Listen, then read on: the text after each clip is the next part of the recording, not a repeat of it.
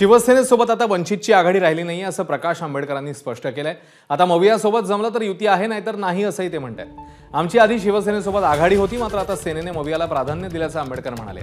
तर आंबेडकरांनी एकतर्फी युती तोडण्याचं सांगितलं, पण त्यांनी आधी चर्चा करायला हवी होती असं विधान संजय राऊतांनी केलं। आंबेडकरांनी 4 जागा आम्ही देतोय असंही राऊतांनी म्हटलं, मात्र आंबेडकरांनी त्या 4 जागांवर तुम्हीच लढा असा सल्ला देत पुन्हा एकदा युती तुटल्याचेच संकेत दिले।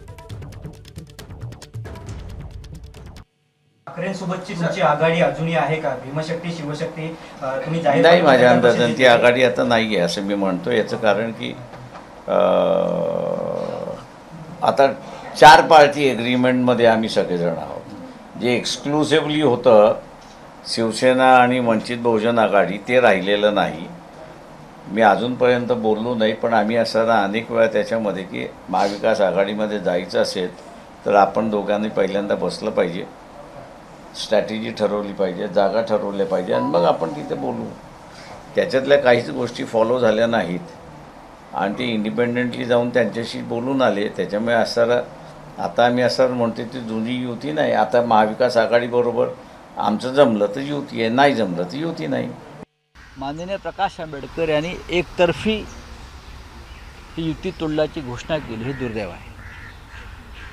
2 नेत्यांमध्ये चर्चा होणं गरजेचं होतं।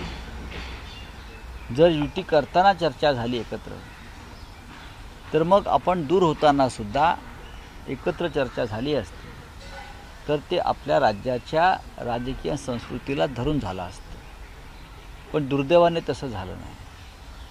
प्रकाश आंबेडकर हे महाविकास आघाडीचे घटक आहेत आणि आम्ही त्या संदर्भात लोकसभेच्या संदर्भात त्यांच्याशी आम्ही चर्चा केली। आम्ही त्यांना 4 जागांचा प्रस्ताव दिला।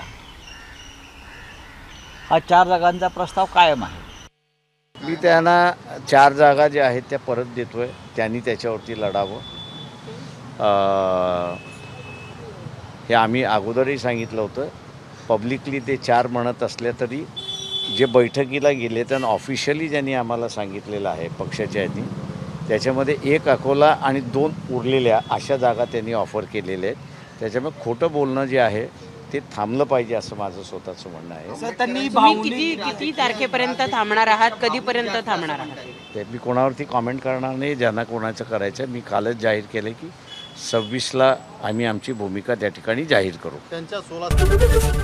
एबीपी माझा, उघडा डोळे बघा नीट।